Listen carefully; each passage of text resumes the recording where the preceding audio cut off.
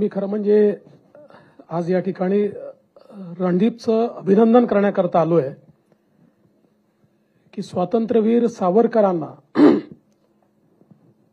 खऱ्या अर्थानं जी आमची नवीन पिढी आहे त्या पिढीपर्यंत त्यांचं सत्य हे पोचवण्याचं काम या सिनेमाच्या माध्यमातून रणदीप तुम्ही केलं, त्याबद्दल पहिले मी तुम्हाला धन्यवाद देतो. I would like to say thank you.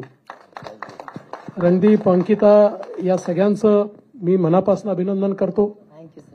आणि सुबोधजींचा स्वर म्हटल्यानंतर, आवाज म्हटल्यानंतर मला असं वाटतं की त्याला जो काही एक त्यातला दम आहे तो आपल्याला पाहायला मिळणारच आहे.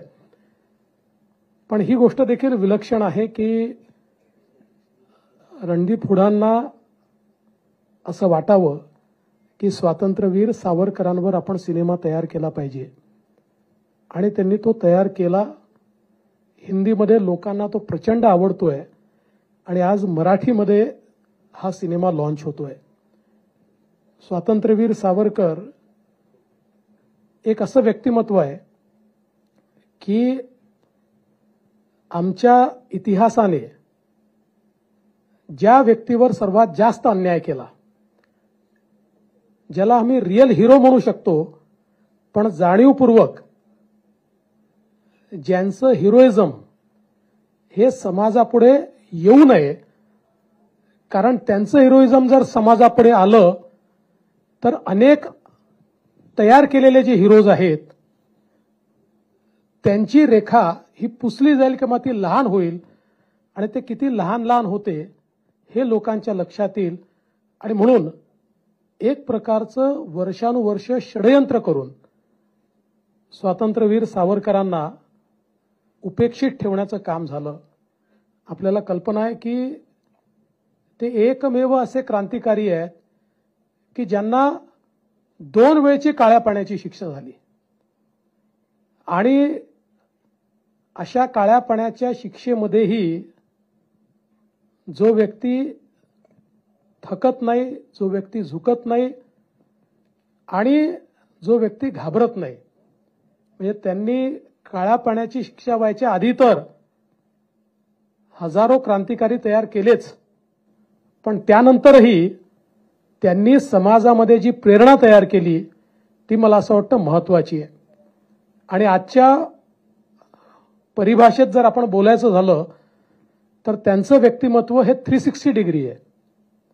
एक अतिशय निडर क्रांतिकारी म्हणून आपण त्यांना बघितलेलं आहे की ज्यांनी हजारो क्रांतिकारकांना प्रेरणा देऊन भारतीय स्वातंत्र्य लढ्याला खऱ्या अर्थानं एक त्या ठिकाणी अग्नी प्रज्वलित करण्याचं काम त्यांनी केलं.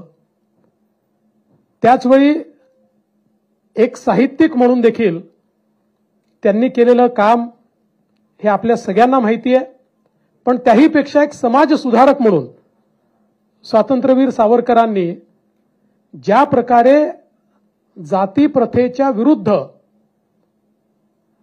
एक मोठं आंदोलन छेडलं, आणि एवढंच नव्हे तर त्यांचे जात्युच्छेदक निबंध जर आपण वाचले तर आपल्या लक्षात येतं की त्याचं संपूर्ण विश्लेषण हे कसं तयार झालं आणि यांनी आम्ही कसे गुलामगिरीत याच्यामुळे आम्ही गेलो, हे त्यांचं जे व्यक्तिमत्व होतं, किंवा त्यांची विज्ञाननिष्ठता जी होती, कुठल्याही गोष्टीला विज्ञानाच्या कसोटीवर त्या ठिकाणी तपासून पाहायचं, हा जो विचार त्यांनी आपल्याला दिला. मराठी भाषेला समृद्ध करण्याचं जे काम त्यांनी केलं, आज ज्याला प्रमाण भाषा म्हणतो त्यात अनेक महत्वाचे शब्द त्यांनी दिले. रणदीप जी, हम लोग जो महापौर शब्द यूज करते हैं ये सावरकर जी ने तैयार किया हुआ शब्द है. ऐसे कई शब्द है की जे स्वातंत्र्यवीर सावरकरांनी तयार केले आहेत. आणि म्हणून एक असं व्यक्तिमत्व की अनन्वित अत्याचार सहन केल्यानंतरही त्यांच्यातलं तेज कमी झालं नाही, ते तेज वाढत गेलं.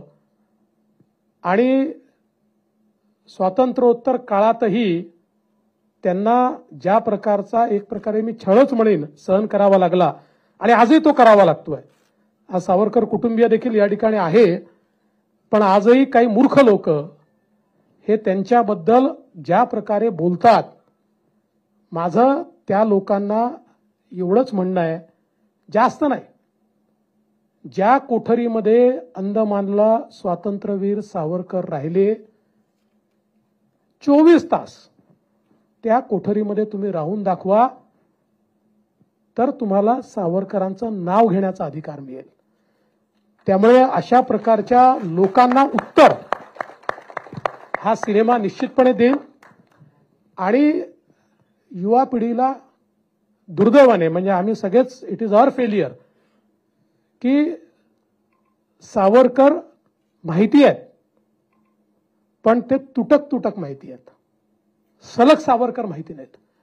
अर्थात सलग सावरकर हे 2 तास 50 मिनिटात दाखवणं इम्पॉसिबल आहे. It is absolutely impossible. पण तुम्ही इम्पॅक्टफुली ते दाखवलं.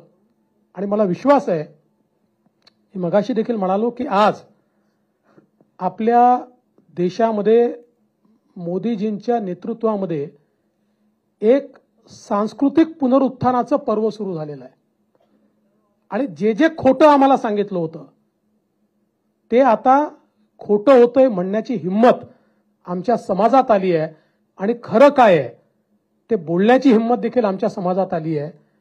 आणि मला असं वाटतं की त्याच पर्वामध्ये हा सिनेमा या ठिकाणी रणदीपजी तुम्ही आणला, की तुमचं जेवढं अभिनंदन केलं पाहिजे तेवढं कमी आहे. वी ओड दिस टू यू. हे एक प्रकारे आमच्या सगळ्यांवर तुमचं कर्ज आहे असं मी म्हणेन. आणि मी तुमचं खूप अभिनंदन करतो. आणि सगळ्यांना आज मी या ठिकाणी या कार्यक्रमाच्या माध्यमातून अपील करतो की सर्वांनी हा सिनेमा बघितला पाहिजे. आताच अमित आणि मी चर्चा करत होतो की आपण हा प्रयत्न केला पाहिजे की सर्व लोक या सिनेमापर्यंत पोहोचले पाहिजेत. त्यामुळे आम्ही तर हा प्रयत्न करूच, पण मला असं वाटतं की निश्चितपणे जसं जसं लोक पाहायला लागतील, मी आपल्याला सांगतो की हिंदी सिनेमा पाहिलेल्या प्रत्येक व्यक्तीची भावना होती की अतिशय सुंदर झालाय, पाहिलाच पाहिजे, अतिशय प्रेरणादायी आहे. आणि आता मराठी त्याचं व्हर्जन आल्यामुळे मला आनंद आहे की मराठी माणसांपर्यंतही, अर्थात मराठी माणसांनी हिंदी सिनेमा पाहिलाच आहे, पण तरी मराठी सिनेमा निश्चितपणे गावागावापर्यंत तो पोहोचवण्याकरता आम्ही सगळे मिळून प्रयत्न करू. खरं म्हणजे आता आमचे सध्या निवडणुका वगैरे चाललेल्या आहेत, त्यामुळे आज कदाचित मी पूर्ण वेळ बसू शकणार नाही. माझी इच्छा आहे आज खरं म्हणजे हा सिनेमा पूर्ण पाहायची, पण आज मी तो पूर्ण वेळ पाहणार नाही. पण मी तुम्हाला निश्चित सांगतो की मध्ये एक दिवस वेळ काढून पूर्ण सिनेमा मी पाहिल, कारण जोपर्यंत सिनेमा मी पूर्ण पाहत नाही तोपर्यंत माझ्या मनाला देखील हुरूर लागून राहील. आणि म्हणून तो निश्चितपणे मी पाहिन. आणि आज मी सांगत नाही, पण आम्ही सगळे मिळून एक संकल्प सोडणार आहोत की किती लोकांपर्यंत सिनेमा पोहोचला पाहिजे. आणि तो संकल्प आम्ही निश्चितपणे पूर्ण करू. तेवढ्या लोकांना सिनेमा आम्ही दाखवूच, कारण हा केवळ एक सिनेमा नाही आहे, एक प्रेरणा देणारी अशा प्रकारची एक घटना आहे. आणि त्यामुळे ही प्रेरणा आपल्या समाजात